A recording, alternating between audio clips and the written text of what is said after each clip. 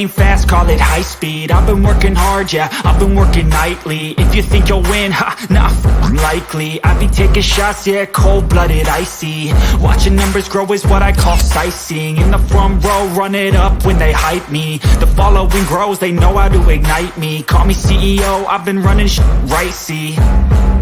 And I ain't playing games, I create my own lane. Making pleasure out of pain, turning losses into... What's up, everybody? Welcome back to State of the Steelers. Man, have I missed that intro. The 2023 season is upon us. The Pittsburgh Steelers players have arrived to St. Vincent College in Latrobe for training camp. I believe they start tomorrow. It's going to be a good day. It's a good day. So far, everybody is healthy, and looking forward to what this training camp has to offer. I want to say hello to those in the live chat already. We have Jared Devil. We have Steelers fan. Afton Forehead. I hope I said that right. Afton. David Wright.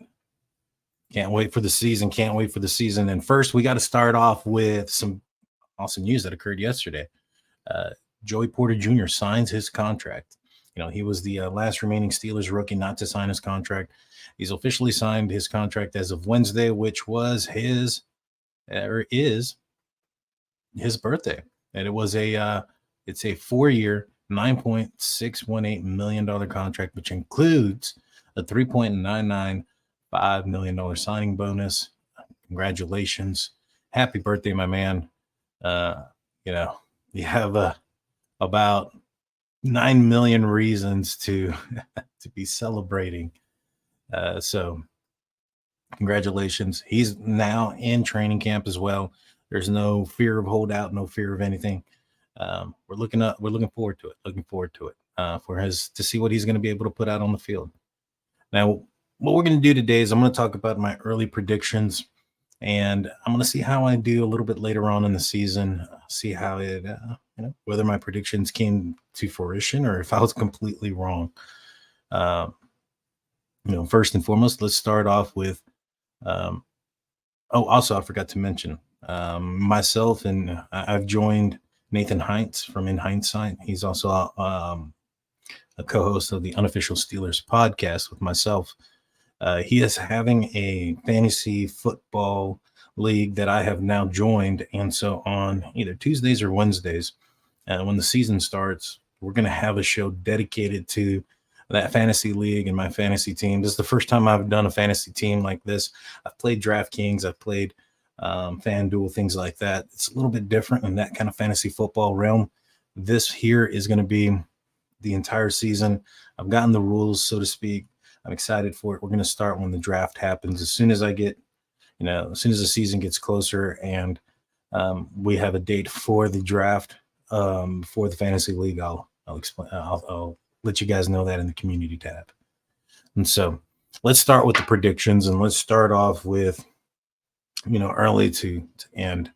Who are 3 players who had made the 53 roster last season are in danger of not being on the team this year. So for my first player or prediction is going to be Kendrick Green. I think that he's going to have a battle for the center position. He's struggled since his acquisition, since his drafting a few years back. Last season, he didn't even dress at all. He's transitioning back into the center position. He could find a niche as a backup behind Mason Cole if he's made some sort of jump. But a lot of the things that troubled Kendrick Green were mainly his size and his length and his arms. And those aren't things that you can coach or get better over time. I'm kind of stuck with what you got there, right? And so I think that if Spencer Anderson can come in, or Nate Herbig can come in and show that they can snap the ball well enough and, be capable of, playing the position of center, I think that there's a really huge chance there that Kendrick Green finds himself off of the 53 this season. I think that if he were to make it through, waivers and things like that, maybe perhaps he finds himself on the practice squad. But I do not think that he will be on the 53-man roster come the start of the season. My next person who I think is in danger of not making it, and Afton brings him up, it's going to be Gunnar Olszewski. I think that this solely kind of somewhat depends on Calvin Austin. If he can show that he is capable of returning kicks and punts without, not just be capable of returning, but also be capable of protecting the ball. One of the biggest issues when it came for Gunnar Olszewski last season was protecting the ball. He had fumbles and inopportune moments, which resulted in losses of games. Everybody remembers the New England Patriots game last season. That was a game that the Pittsburgh Steelers should and could have won. And, had they done, they would have been in the playoffs last year. And so, there was other mistakes that were made throughout that game and throughout the entire season. So it's not just based off of that sole situation. That wasn't the defining or the deciding factor in the fate of the season. In fact, that was early on in the season. But looking back, when you look at, the mistakes that were made and by whom, that's a big one, because he was brought in so purposely for returning punts and kicks and his ability to possess the ball and not fumble or turn it over, and in the most opportune moments, that's exactly what he did. So I think he's the next guy that's probably going to be on his way out, but like I said, it's going to depend on Calvin Austin. It's going to depend on other players. If there's somebody that can come through the ranks and show up and show that they have dependable hands and, usable eyesight, so that they can maneuver their way through the mayhem that is the special teams return game. And so I think Gunnar O might be on his way out. I was surprised, to be honest with you, after seeing what Steven Sims did last season. I was surprised that he stayed on, I thought that perhaps the Steelers could have utilized Steven Sims in those kickoff return game instances, and I thought he had shown enough in preseason that he was the better option. But I guess the Steelers went with the more proven option in Gunnar Olszewski. He was a previous All-Pro at the special teams position, so I can see him not being a guy that's not going to make the team this year. And for my third player, who I think is in danger of not being on the team, is going to be a guy on defense, and that's going to be a guy named Trey Norwood. I think Trey Norwood, he's been okay. He's had some issues when it's come to defending over the top. He was the guy that got burned in Buffalo on that 96-yard touchdown pass from Josh Allen to Gabriel. He's a liability over the top. The year prior, it was something very similar with Emmanuel Sanders and Josh Allen and against the Bills as well, where in that situation, Josh Allen overthrew his receiver, but he's not the speediest guy. His coverage is okay. He's done some good things in special teams that could give him a little bit of a leg up and potentially staying put on the team. In fact, a 96-yard touchdown pass that I referenced earlier was preceded, or what happened right before that was a excellent, tackle by Trey Norwood on special teams. And so I think that perhaps, you're looking at, a couple of players that the Steelers could utilize. You're looking at, DeMonte Casey in the safety position. You're looking at Keanu Neal. Those are guys that are typically going to be used. I think that in order for Trey Norwood to make this team, he's going to have to make, a home also in the slot corner position. And like I mentioned before, I just don't trust his coverage ability. And so who can possibly also replace him? And my also surprise player to make the team is Elijah Riley. He's a guy that hasn't played a lot, for the Pittsburgh Steelers, but when he did, I thought he played fairly well. He ended up playing 20 defensive snaps last year for the Pittsburgh Steelers in 4 games that he was active. He had 25 snaps on special teams last season. He recorded 5 tackles out of those snaps, and he only allowed 1 2-yard catch as a primary targeting coverage per Pro Football Reference.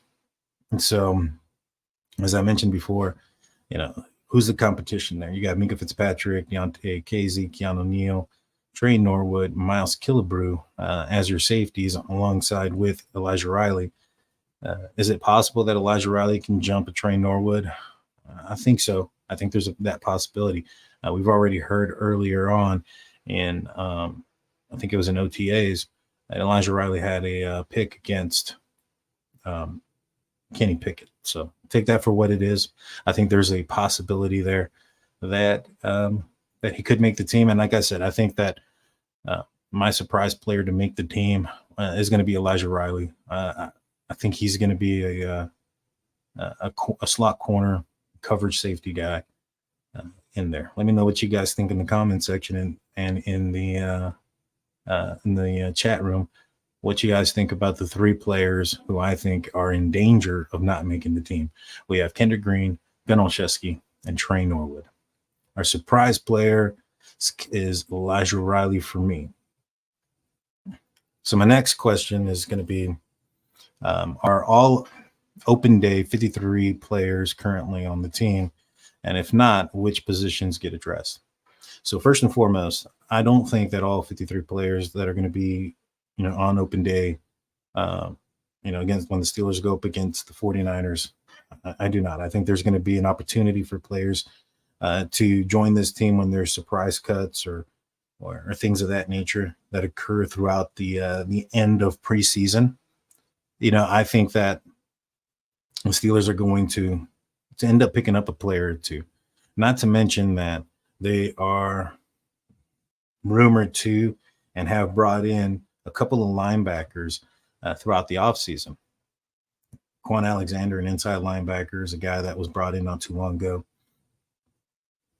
And there are still rumors that the Pittsburgh Steelers are in talks with the Washington Commanders for trade with Washington for Chase Young.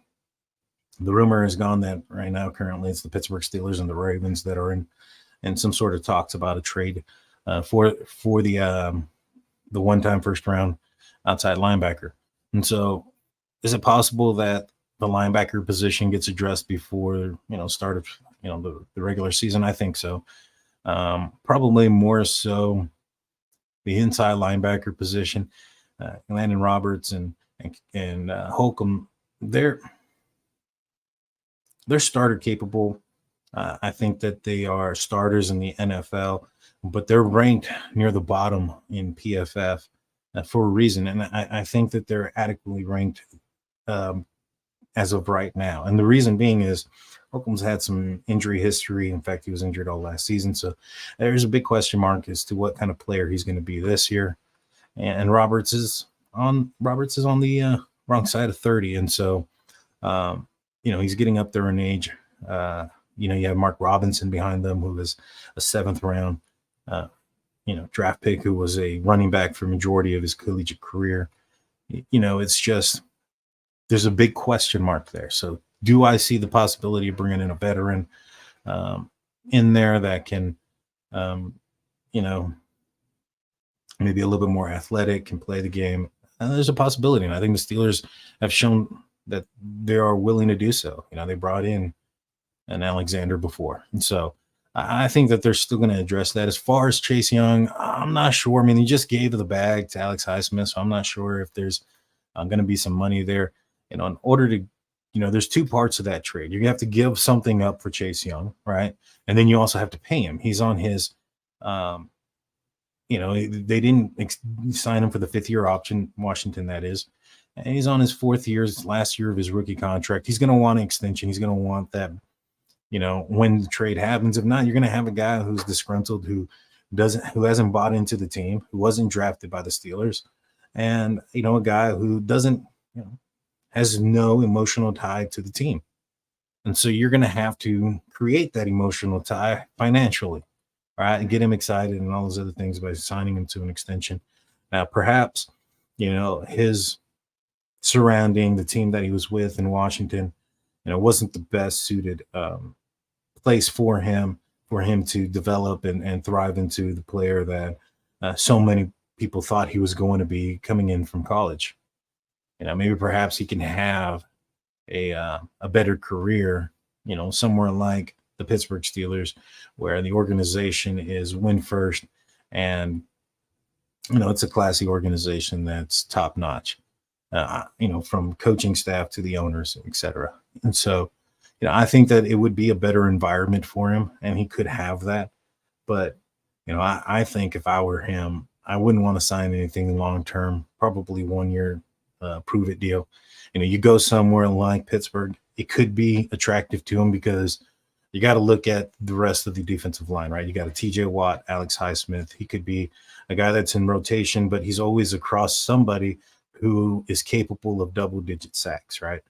And one person in particular, TJ Watt, who's capable of being a defensive player of the year and who has been a defensive player of the year.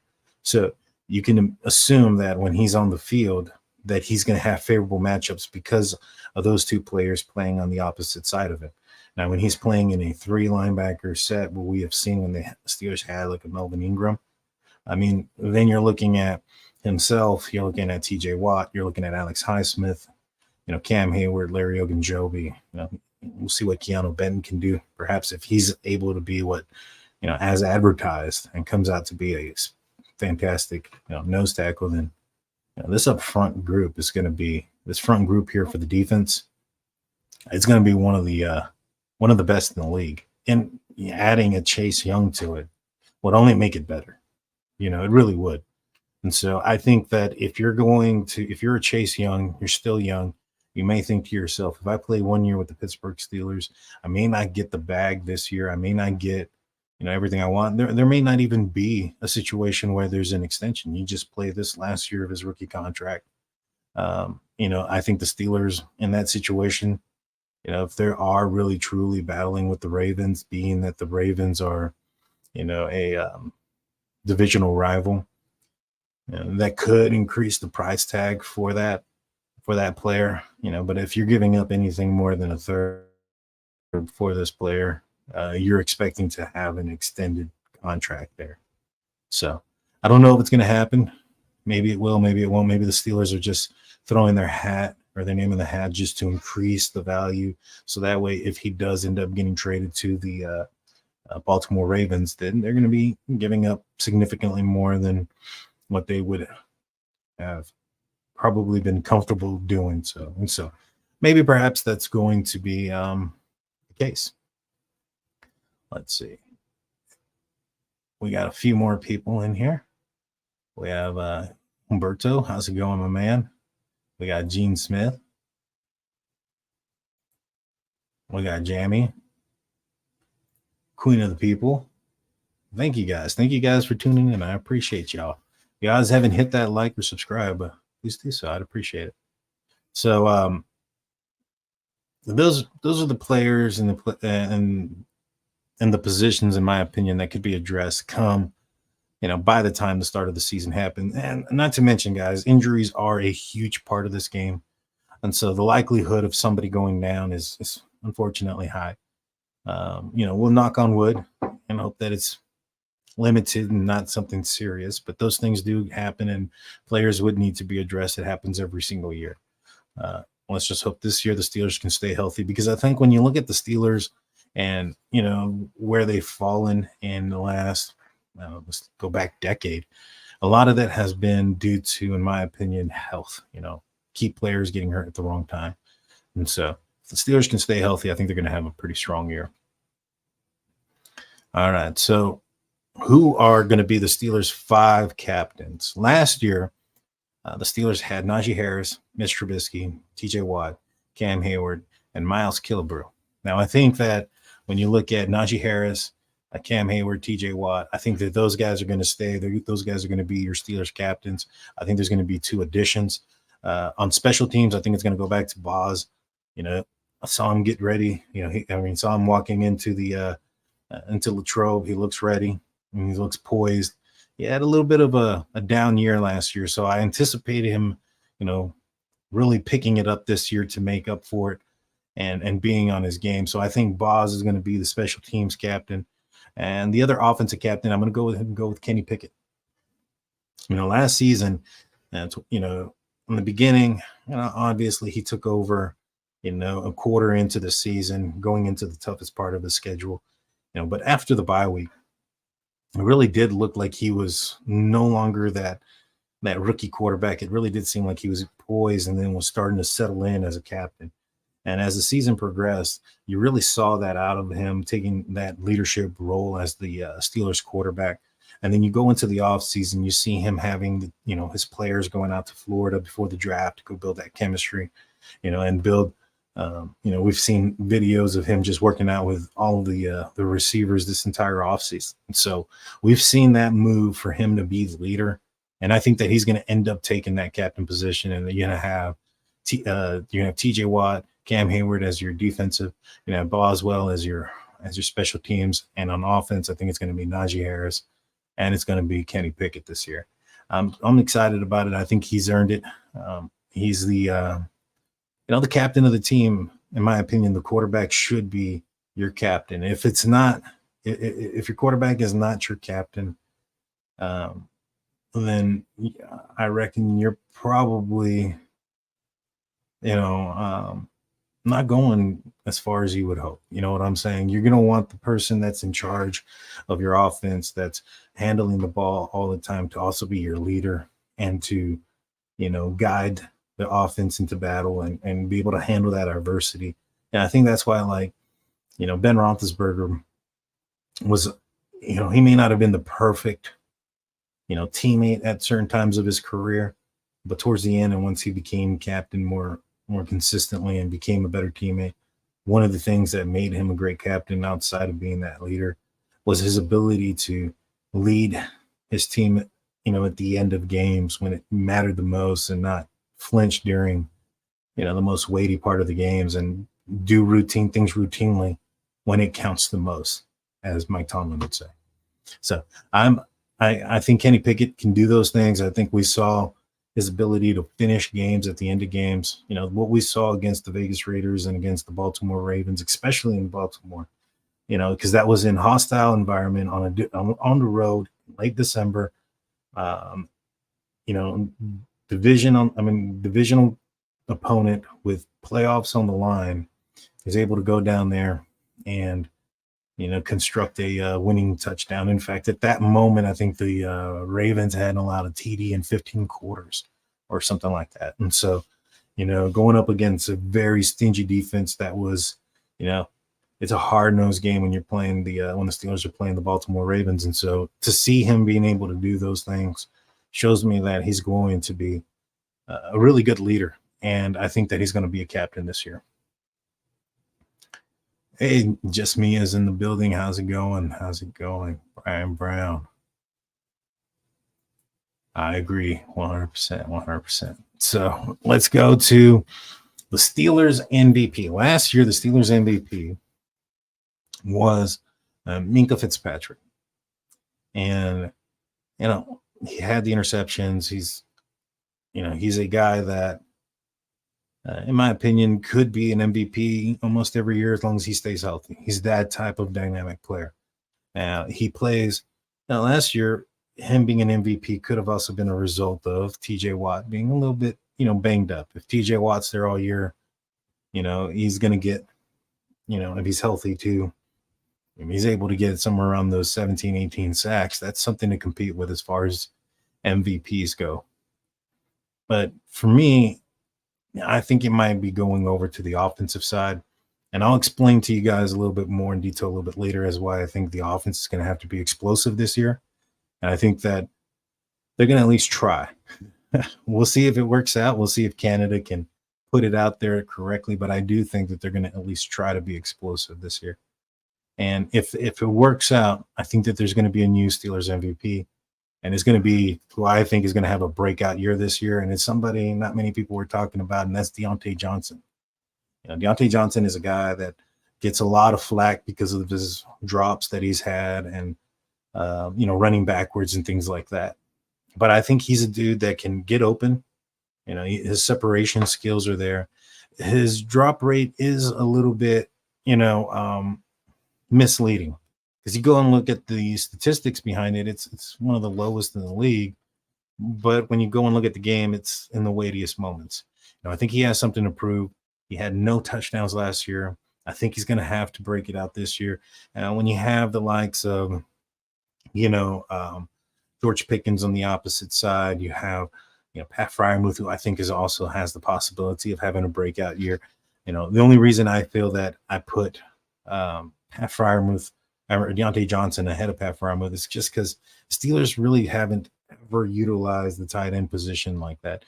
Even when they had a Heath Miller on the team, it wasn't, it was more of a security blanket position, when times were needed the most.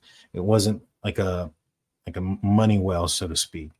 It was that money well was always that Antonio Brown receiver, Santonio Holmes to Ben Roethlisberger. And I think that Deontay Johnson has that ability to be that guy. And when you have these new players that are out there, that's going to, possibly give Deontay Johnson a little bit more favorable matchups. And with his ability to separate, I think he's going to have those opportunities. Now, it's going to be up to him to, take advantage of them, but he's going to be wanting a contract, here pretty soon. He's going to want a bag, whether it's with the Steelers or not.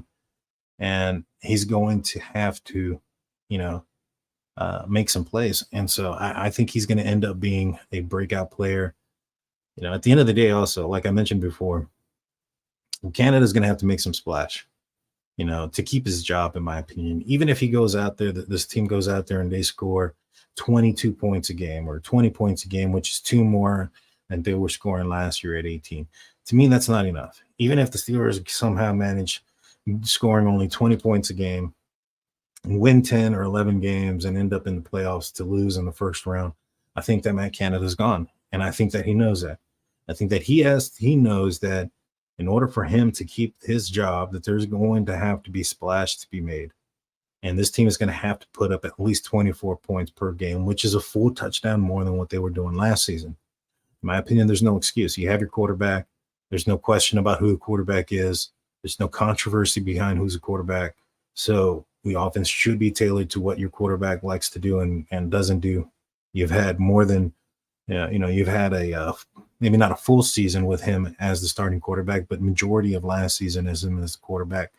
So there's no excuse in that aspect. You've bolstered up the front offensive line with the acquisition of Isaiah Seumalo. If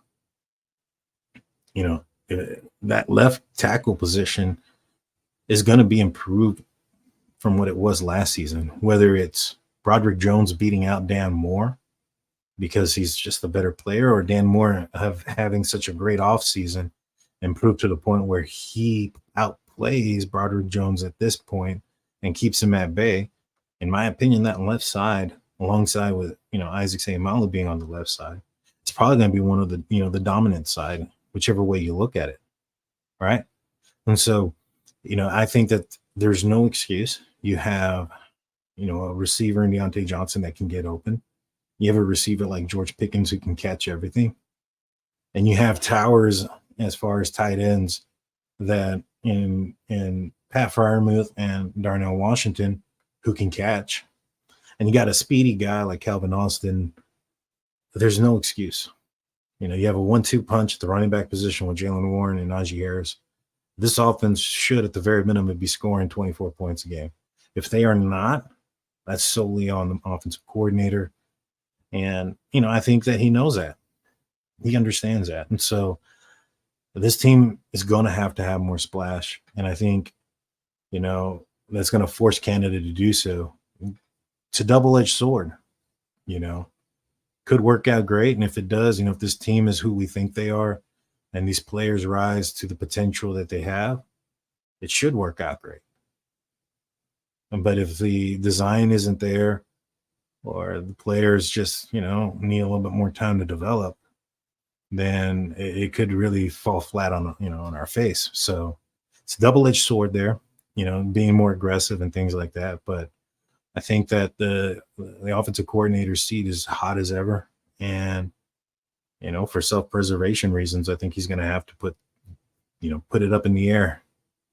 And so I think that because of those things, if Deontay Johnson can live up to his potential and score some touchdowns, which I think he will. I see what you're saying there, Gene. I think he will.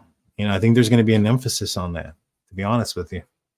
If he goes out there and, really shows up, it, it benefits him, it benefits the Steelers, the whole 9 yards. So I really do think that there's a good opportunity for him to have a breakout year for him. It's not MVP year. It's not, you know, maybe it's a Pro Bowl appearance, depending on if he goes over 1,200 yards, something like that, has over 7, 8 touchdowns. Maybe perhaps he can get himself in the Pro Bowl. But I think he's going to have a breakout year. And he could end up being the Steelers MVP if he does things the right way, offensively. Now let's go to the next prediction. That prediction is the record prediction. Now I think the Steelers are going to end up going 12-5 this year. This record that they're going into, it's not the strength of the schedule isn't as daunting as it was last season. I think that the teams in the North, you have obviously, the Bengals, who I think are going to be the toughest team in the division, followed by the Ravens and then the Browns. I think the Steelers against Lamar Jackson. I think the defense got his number. And so for me, I think 12-5 sounds pretty accurate. And I think that the Pittsburgh Steelers make the playoffs. I don't think they get a first round bye at 12-5, but I think they're going to be surprising a lot of teams out there and a lot of people who have doubted the Steelers this year. I really do think that this team has been built correctly. Andy Weidl and Omar Khan, in my opinion, have done a fantastic job since taking the helm and the reins of being the general manager and the person in charge of scouting. And so, I'm sticking with 12-5. As far as the North standing predictions, I'm saying the Steelers are they're gonna edge out the Bengals. Now that might be a little bit homer of me, but I do think that they're going to edge out the Bengals. The Bengals have a few teams that are a little bit more, they have a AFC North first round schedule, right? And so their schedule is a little bit more daunting than the Pittsburgh Steelers. So I think the Steelers are going 12-5. Bengals are going to go 11-6. The Ravens are going 9-8. And the Browns in last place, as they should, at 7-11. So those are my predictions for the AFC North standing. I'm also going to predict that the Pittsburgh Steelers will win one playoff game, at least one playoff game. I think this team, as long as they stay healthy, there isn't a team that they can't beat. Going into last season, looking at the schedule and looking at the Buffalo Bills and you're looking at the Eagles, those two teams, or even the Kansas City Chiefs, those were teams that you would think that at the Pittsburgh Steelers last year, it would take a lot of things going their way for the Pittsburgh Steelers to win. More so luck than actual talent or ability or coaching, right? You look at how those teams were constructed or were built, and what they were doing as far as offensively, and the Steelers' offense was just so basic because of you had a rookie quarterback, young players in the as a running back and as a tight end and wide receiver room, outside of Deontay. A lot of new players up front. Mason Cole was new to the team. James Daniels new to the team. And so, you get Dan Moore, who's in his second year at that time. A lot of new players, a lot of rookies, a lot of young players. They just couldn't compete. It just is what it is.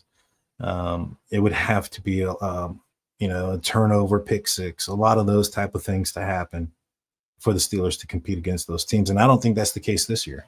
I strongly feel that this team can go in there and go into any stadium and compete on their own, based on their own merits, based on the talent that they have, and compete and win against any team. Now, would they be favored against, the likes of the Buffalo Bills, who I think are going to have a down year? The Kansas City Chiefs are a team that everybody, looks at as the, the class of the AFC. Would they be favored? Probably not. But I think that those games would be competitive, and that this team could win based on the merit of their talent and ability, versus, the ball bouncing their way or luck, so to speak, right? And so, I do think that the win at least one playoff game, which is something the Steelers haven't done in a while. And it would be great to get that monkey off the back of the Pittsburgh Steelers, and what it would do for the confidence of this team, especially with all the young players. Kenny Pickett's second year gets a playoff win. Man, that would be great. That would be amazing. And as far as the last prediction that I'm going to do before we call it a show is, are there any league MVPs on this team? I think that defensively you have TJ Watt. I think that he and perhaps maybe even Mika Fitzpatrick, if he ends up having an amazing year, has, multiple interceptions, maybe a couple of those that are returned for touchdowns. I think we can see him and TJ compete for, defensive player of the year. I would put my money more so on TJ, just because of the fact that he's done it before. Two, he's coming back healthy, and having Alex Hightsmith happy on the other side, who was able to put up double-digit sacks last year, a healthy Larry Ogunjobi, a rejuvenated Cam Hayward, who's probably going to be on a snap count, because of his age. That's going to prolong his career. I expect him to have shorter snaps, or a smaller amount of snaps early on in the season. And as things heat up towards, in the playoff race and things like that, towards the latter part of the season, I think we'll see a pickup in his snaps, which, all of those things, in my opinion, benefit TJ Watt, having those players play up to that ability, because then at that point, it forces the opposition to be honest. And there's quite a few times you'll end up seeing TJ Watt one-on-one against a tackle, and you'll see him quite a few times take advantage of that and end up hitting the quarterback. So, defensively, I think that TJ Watt is a guy that could be the league MVP or the defensive player of the year. When it comes to offensive player of the year or league MVP for offense, I don't know if there's going to be one on this team, to be honest with you, but if there is, and I'm going to go with a dark horse and go with KP8, Kenny Pickett. He might be a guy, if he ends up showing up. I mean, it would be a huge jump to go from, I think he had like 7 touchdowns, 9 interceptions to MVP. It'd be a huge stretch. But, for all the reasons I mentioned before, this team having to make splash, this team, having an offensive coordinator who's on the hot seat, that understands he's on the hot seat and is going to have to create plays. You have a team that was built, in my opinion, correctly, especially from the trenches on, a team that a couple of years ago, this offensive line, well, even last year, was a huge question mark for majority of the year. Now, towards the end of the year or whatnot, or towards, the second half, we started to see this identity of the Pittsburgh Steelers come together, and they started to be able to run the ball better. The offensive passing game wasn't, the pass blocking, although the stats show that Kenny Pickett wasn't sacked very often. In my opinion, that had a lot to do more so with his ability to move in the pocket versus having clean pockets or being protected perfectly or whatnot. There's reasons why the Pittsburgh Steelers went out and grabbed an Isaac Seumalo and drafted a Broderick Jones for the left side. They didn't just, attack both players on the left side or both positions on the left side for no reason. If they felt confident that the players and Dan Moore and Kevin Dotson, that they were going to continue their development at the trajectory, at the rate that they're comfortable with, then they wouldn't have gone and addressed with players who you would more than likely expect to start. You're not going to sit a guy that got paid significant amount of money in Isaac Seumalo, and you're not going to not start, or at least consider starting, the guy that you moved up to 14 in the first round for. You get what I'm saying? So, you don't do that if you're not comfortable with that position. And there's got to be reasons why, the Steelers felt uncomfortable enough to go out there and address the position. Defensively, there was the same amount of discomfort with the middle linebacker position, and we saw a complete overhaul from Jerry O, Robert Spillane, Miles Jack, Devin Bush, gone. And Jerry O's the coach. If Jerry O, if you already know. And so everybody gone. Mark Robinson's the only, player that remains. And so, the Steelers saw their weakness and addressed it. There might be some growing pains, with the new pieces kind of getting there, but it's a long season. 17 games is a long time. Having a bye week in week 6, on the surface kind of looks kind of crappy because it's in the front part of the season. But when you look at the fact that, the middle linebacker position, brand new, the defensive back positions, Minka Fitzpatrick is probably the only dependable starter that you have there right now that's been there that has, Patrick Peterson is a Hall of Fame guy. And what I'm trying to say is proven to the Steelers. He's not proven to the Steelers. He's proven to the Cardinals and to the Vikings. He's going to have to come into Pittsburgh and prove that he's able to do what he's done in his past now at 33, 34 years old, right? And so you have an older guy out there. You have a couple of rookies that you drafted that's not proven. You have Levi Wallace, who had a seesaw season last year, in my opinion. It started off pretty bad, and then he got better, and then, he had some moments where he wasn't so great. He lacks in the speed department. And so, those defensive back, and then not to mention you have Terrell Edmonds gone, and you're replacing him with DeMonte Casey, who I think can be a better coverage guy than Terrell Edmonds, and Keanu Neal, who I think that I would rather take Terrell Edmonds when it comes to putting somebody in the box over Keanu Neal. That's just my preference. So I don't think there's that much of an upgrade there, if not any. I think it might be a downgrade with those two players compared to Terrell Edmonds.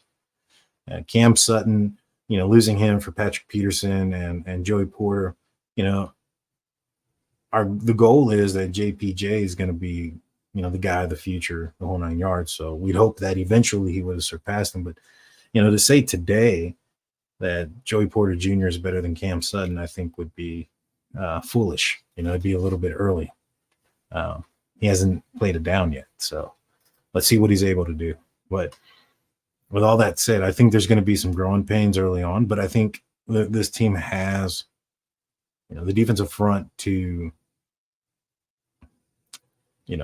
wave the waters, so to speak. You know what I'm saying? Like, for instance, they're going to be applying pressure and they're going to have to. I think this is going to turn back into Blitzburg, like I mentioned many a times, to compensate for what those growing pains. I think that the secondary has the potential to be very good, but just, the first couple of weeks, it's going to be tough, which is why it brings me back to what I was saying. Having a bye week 6 after the Ravens game, I think it's a good point. By then there shouldn't be any more excuses. This team should know where they're at. Their identity should be there, and we should know what type of team we're going to have. But yeah, we'll see what happens. Scared QBs to throw interceptions. Yeah. I mean, the goal is when you pressure the quarterback with your, the goal is to make quarterbacks make decisions faster and make throws harder and accurate. And when you do both of those things, it leads to a possibility of interceptions.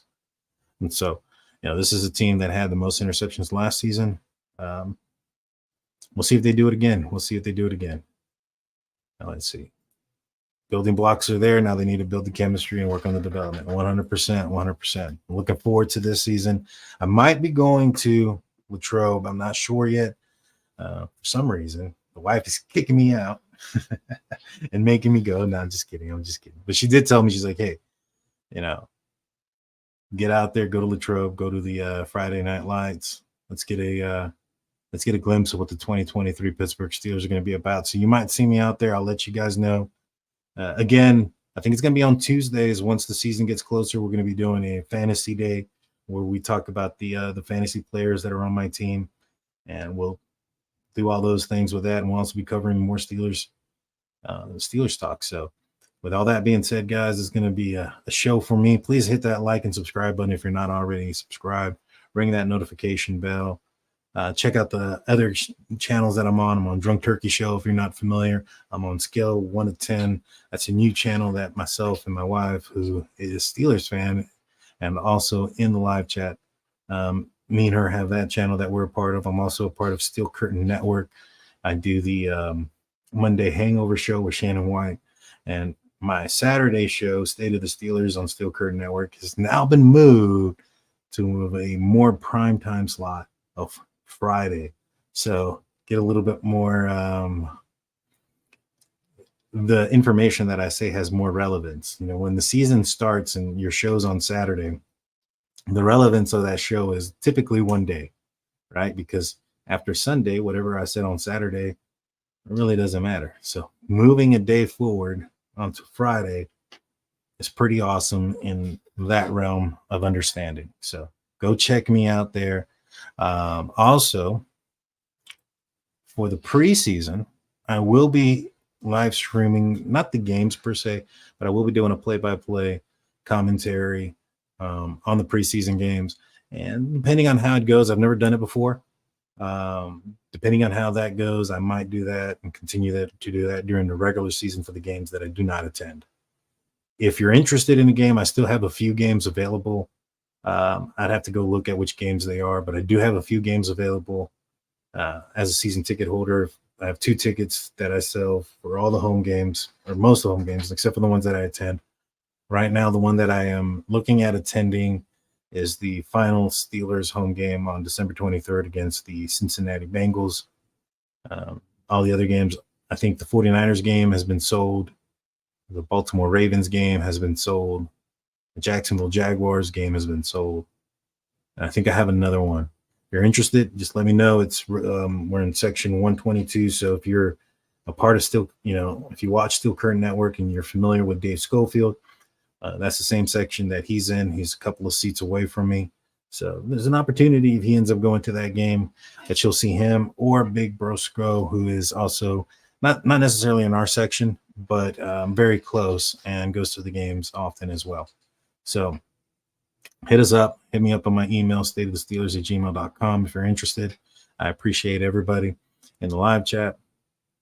I'll be back on in a couple of days. I think on the 27th, Thursday, tomorrow, I'll be on Steelers Nation Australia. Don't miss it. That being said, peace.